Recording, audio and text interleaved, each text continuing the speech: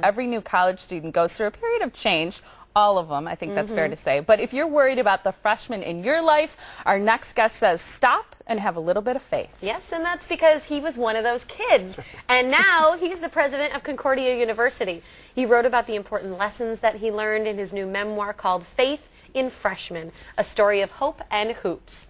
Now, Dr. Patrick Ferry joins us now on the Morning Blend. Good morning, Doctor. Good morning. So nice to have you here. It's great to be with you. Thank you. Yeah, so you wrote this memoir. Tell us a little bit about it. Well, you were talking about New Year's resolutions. Last year, I had 2 New Year's resolutions, and one was to write this book. Really? So you did it in 1 year. You stuck to it. I did it. Well, I did it in 6 months, but it also has been a story that's been kind of in the making for 30 years. Right. Because it dates back to my own freshman year in college. I think that's great. So you're one of those people who stuck to it and actually did what you resolved to do. I have to ask you this question. Any of the guys that you went to school with, whether it was high school or college, did any of them think, hey, I know that Patrick's going to grow up and be the president of a college someday? I don't think that was anywhere on anybody's radar at that point. Certainly not. Yeah. So it'd be a surprise to the guys you went to school with. Yeah, I think so. They probably all know about it by now. I've been president in Concordia. This is my 13th year. So sure, wow. But at that time, probably none of them thought you were going to grow up to. Absolutely not. It would have not been anywhere near anybody's idea. What about your parents? Yeah, my folks, part of the story I talk about my relationship to my parents when I was a freshman. None of us had any idea of kind of what the future held for me when I went away to that little college in Kansas to play college basketball. Well, tell us a little bit about the significance of that freshman year for you. Sure. Well, I grew up in Denver, Colorado, and I went to over 500 miles to a little bitty town in the middle of nowhere in Kansas to play college basketball. It was the only school in all of America that recognized my athletic prowess and said, this guy is the real deal. Well, and I was hopeful that I was going to be able to, it was a junior college at the time, and that I was going to, make an impression and go on to greater things. But instead, I had a chance to play on the worst college basketball team in the history of sports. And I tell a little bit about that story. So at the time it seemed like this is clearly not what I had in mind. This isn't what I intended. And there was a lot of discouragement and discomfort. Talk about letters. A lot of my book is based on letters that my mother and I exchanged with each other that I still have. And so I went back and reread and included those. Did she save them or did you save them? We both did, as it turned out. I had mine, and then I went back and discovered that she had the ones that I'd written to her. So this conversation goes on in the book, back and forth between us.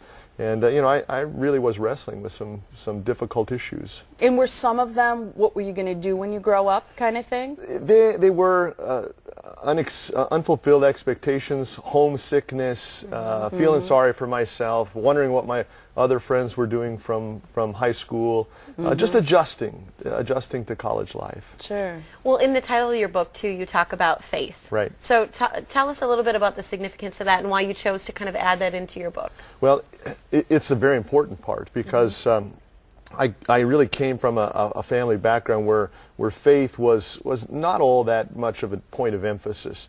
But the school that I attended, a school like Concordia, is a place where faith was very important. And so I had the opportunity to really explore dimensions to spirituality, to Christianity that I hadn't before. So it became very much a part of my identity and who I am, and has continued to be since. And part of the fabric. You have 5 children. You're the father of 5. 2 of your sons, in fact, within about a 2-year period, if I read right, were both diagnosed with type 1 diabetes. That's I have a cousin with type 1 diabetes. It's difficult because it's not something that, at least right now, you can expect a cure. It's a tough thing to manage. Well, that's the other part of the story, because it's really 2 interwoven stories about freshman basketball players, one my own story, and the other my son Andrew, our 3rd son, who is a type 1 diabetic. And you're right, there is no cure, but hopefully some of the inspiration from this story is the recognition that even with something like type 1 diabetes, you can have high aspirations and goals, you can manage the diabetes and live a relatively normal life. Mm-hmm. I think that's really commendable too, and it's nice to see that you have that aspect of being a father as well as being an athlete and that younger self in the book. You've kind of got 3 different selves going in there. Yeah, that's true. Yeah. What do you think about the current generation of college students? A lot of people, I guess the older we get, the more discouraged we seem to be with young people these days. Sure. You have a much brighter perspective on the current generation, don't you? Well, I do. Tom Brokaw wrote the book about the greatest generation, that generation that's leaving the stage of history now, that accomplished so much. But I'm not the only one. There are many who are looking at this generation of college students saying this is going to be America's next greatest generation. They really are people who care about having an impact in their lives and making a difference in the community, in the church, in their families. I'm very optimistic about the environment. Yeah, indeed, too, absolutely. Which is wonderful. Very much so. That's great. Yeah. Well, you were recently recognized as the Business Journal's most influential people in Milwaukee, and if people want to meet you, they can go to your book signing, and that is at Next Chapter Bookstore. That's Tuesday, February 2nd from 7 to 9 p.m. and that's in Mequon. So right on Port Washington Road, they can find you, meet you there, and get your book, Faith in Freshmen, A Story of Hope and Hoops. Thank you. I love it. So nice to have you on this show today. Oh, my pleasure. Happy New Year. Happy New Year. Thank you.